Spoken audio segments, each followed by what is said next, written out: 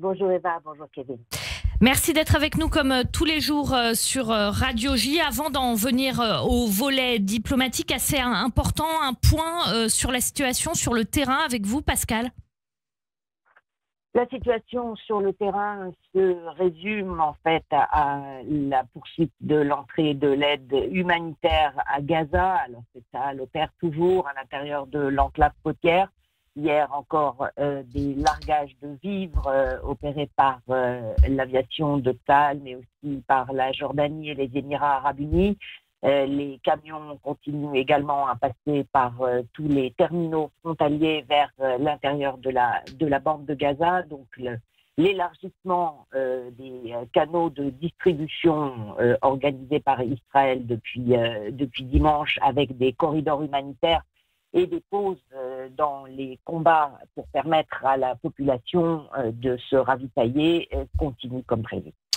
Pascal, la bande de Gaza, ce sont aussi les otages, 50 dont 20 vivants. Et hier, le Forum des familles des otages a publié un rapport médical, parce qu'il faut le préciser, Pascal, actuellement en Israël et donc aussi dans la bande de Gaza, il fait très chaud. Et ça risque de provoquer la mort des otages qui sont détenus dans des conditions terribles et précaires.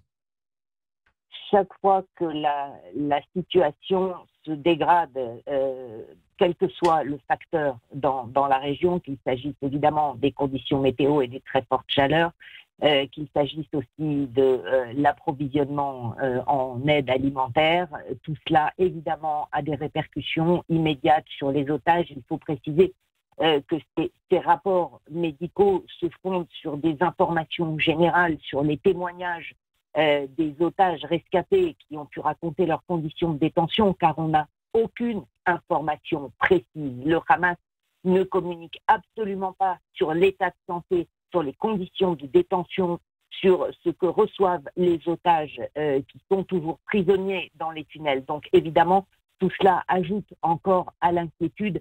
Simplement, ne serait-ce donc que des facteurs objectifs sur leurs conditions qui accroissent encore évidemment l'angoisse des familles des 50 otages, dont 20 sont considérés comme étant toujours en vie. Alors, il y a cette fameuse conférence de l'ONU sur la question palestinienne. Elle continue d'ailleurs aujourd'hui. Et il y a deux grands absents, Pascal, c'est Israël et les États-Unis.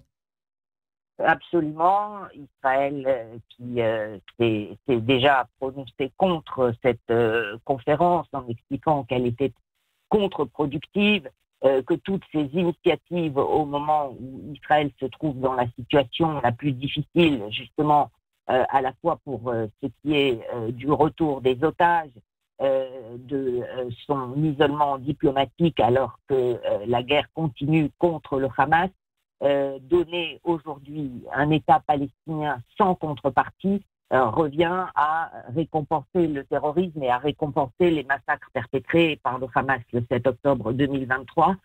Donc, du point de vue d'Israël, la situation est claire. Les États-Unis boycottent également cette conférence co-présidée, il faut le rappeler, par la France et par l'Arabie Saoudite. Ce qui est intéressant, c'est que l'administration Trump ne ménage pas ses critiques à l'égard de la France, en revanche reste totalement silencieuse à l'égard de son autre partenaire, l'Arabie Saoudite, dont on sait évidemment que le chef de la Maison-Blanche compte sur le soutien de l'Arabie Saoudite dans son plan de normalisation régionale, outre les promesses d'investissement colossal de Riyad dans l'économie américaine.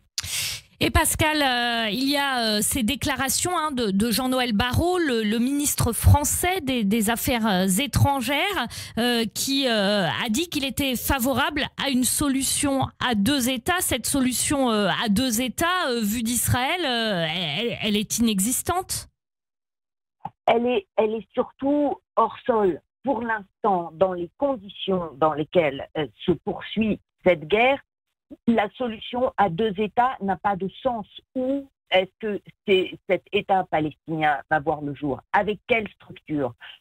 Avec quelle entité politique à sa tête? Est-ce qu'on parle de l'autorité palestinienne? Est-ce qu'on parle du Hamas? Est-ce qu'on parle d'élections libres?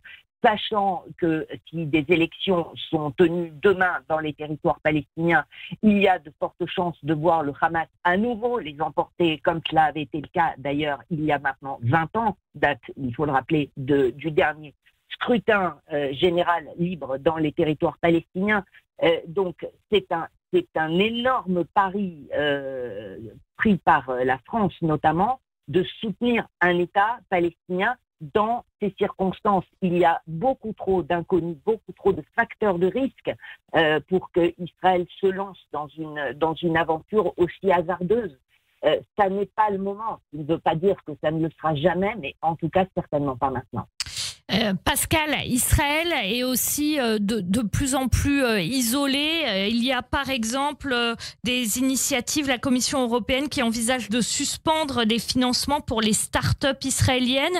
Il y a aussi les Pays-Bas qui comptent interdire l'entrée sur le territoire néerlandais aux ministres israéliens d'extrême droite Itamar Ben-Gvir et Bezalel Smotrich. Comment s'est vu depuis Israël cet isolement ?